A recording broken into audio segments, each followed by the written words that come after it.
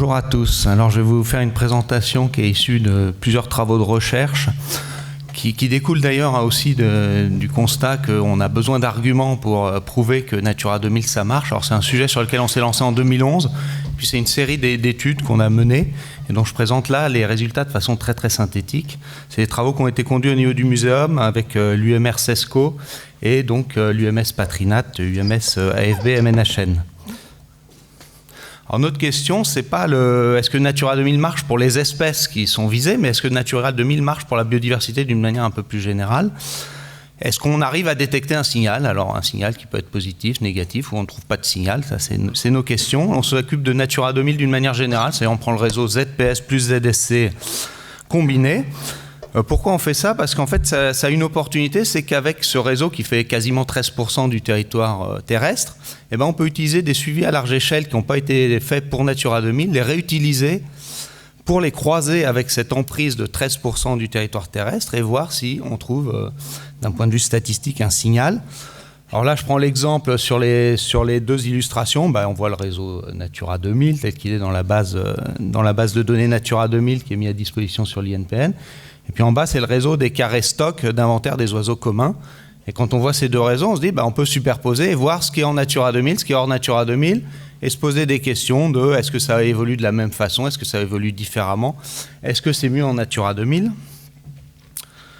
En se posant deux questions, finalement, est-ce que c'est une différence qui est liée à un état initial? Ce qu'on a désigné en Natura 2000 est mieux que le reste, même quand c'est comparable, est-ce que c'est mieux déjà?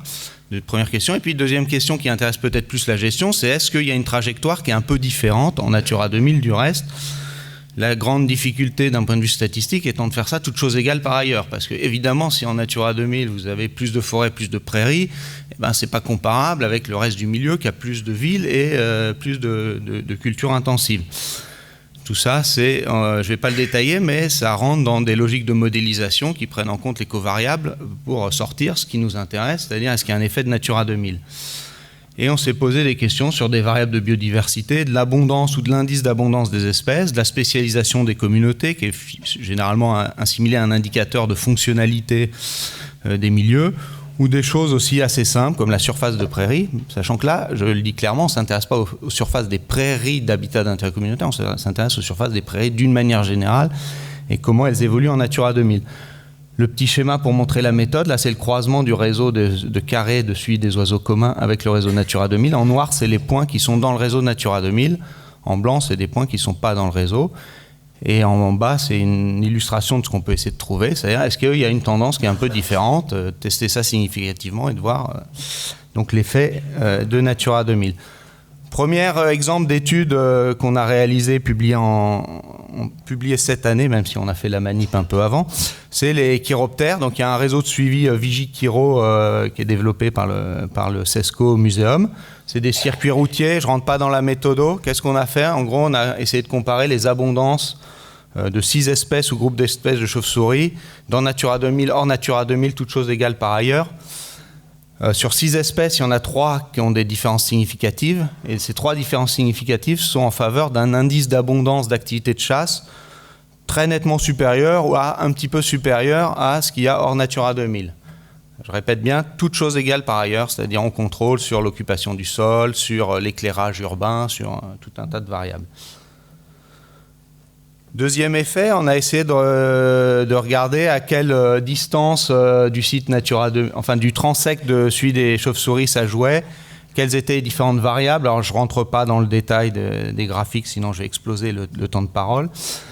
Qu'est-ce qu'on voit? C'est que la présence de Natura 2000 joue à 200 mètres, comme à 1 km du transect de comptage des chauves-souris, et que ça a un effet en taille d'effet qui est à peu près équivalent à la présence d'une rivière qui est un facteur favorable à l'activité de chasse des chauves-souris. Donc le fait d'être en Natura 2000, ça amène une activité de chasse des chauves-souris plus importante que si ce n'est pas en Natura 2000, toute variable autre contrôlée. Et les communautés de chauves-souris, c'est le deuxième graphique en bas, sont plus spécialisées quand on est en zone Natura 2000 quand on n'est pas en zone Natura 2000, avec un effet qui est assez, qui se mesure à l'échelle du paysage. Voilà, premier résultat sur les chauves-souris. Deuxième travail que je présente, c'est un travail qu'on avait fait en France en 2013 et que le Centre thématique européen a souhaité qu'on développe à l'échelle européenne. C'est un peu le même type qu'avec les chauves-souris. On prend tous les points de suivi des oiseaux communs, sauf que là, on ne prend pas que les points français. On agrège les schémas de surveillance des oiseaux communs à l'échelle européenne. Et on regarde, plus il y a de Natura 2000 dans le paysage, plus il y a de Natura 2000 dans le paysage, est-ce que plus les espèces sont abondantes? Avec deuxième question corollaire, quelles sont les espèces qui sont nettement plus abondantes en Natura 2000 que dans le reste? Sans se préoccuper des espèces de la directive oiseaux. Là, on regarde les oiseaux au sens biodiversité commune. Alors, plusieurs résultats qu'on peut en retirer, c'est que la majorité quand même des espèces ont une abondance plus forte en Natura 2000, toutes choses égales par ailleurs. C'est la première barre de l'histogramme. Quand on regarde ce qui est significatif, ce qui est quand même un point de vue de statisticien, il y en a 73 qui sont significativement plus abondantes quand il y a du Natura 2000 que quand il n'y en a pas. Et à l'échelle européenne, et je dis là, c'est là où il faut nuancer parce que ça ne serait pas le même résultat à l'échelle française, même si je ne le présente pas, c'est les espèces forestières qui sont nettement plus abondantes quand il y a du Natura 2000. Résultat à l'échelle européenne. On a fait la même manip en prenant les réseaux de suivi de papillons à l'échelle européenne. Alors là, la France est mal représentée parce que le suivi des papillons en France n'est pas aussi dynamique qu'en Angleterre, ça c'est quand même assez connu. Du coup, là, c'est un résultat qui est quasiment pas français. On a regardé finalement, est-ce que les papillons, certaines espèces, étaient plus abondantes quand le taux de Natura 2000 était fort. Qu'est-ce qu'on voit? Un peu les mêmes résultats que pour les oiseaux, mais de façon un peu moins marquée. Et puis surtout de façon assez étonnante, les spécialistes des milieux agricoles ou des forêts sont pas ceux qui marquent le plus cette différence d'abondance. Je ne vais pas détailler, c'est pour montrer que c'est pas si simple, que ça marche pas toujours autant qu'on le voudrait, même si globalement le signal c'est il y a quand même les papillons sont quand même plus abondants quand il y a du Natura 2000, toutes choses égales par ailleurs. Ça, c'était un peu statique, c'est-à-dire là, on ne regardait pas la différence de trajectoire dans le temps. Autre manip qu'on a fait plus récemment, on a pris donc toujours les données de suivi oiseaux et on a fait des carrés à parier entre ceux qui sont dans le réseau Natura 2000 et ceux qui sont en dehors, mais à proximité pour ne pas embarquer trop d'effets géographiques. Et on a regardé dans le temps, est-ce que les tendances étaient les mêmes ou est-ce qu'il y avait une trajectoire un petit peu différente. Donc globalement, pour toutes les espèces d'oiseaux qui ont été étudiées, il y a une trajectoire qui est un peu plus favorable en Natura 2000 qu'en dehors. Et ce qui est assez intéressant, c'est que c'est le plus marqué, le plus statistiquement significatif, c'est sur les espèces agricoles, qui déclinent fortement, mais moins en Natura 2000 qu'en dehors de Natura 2000.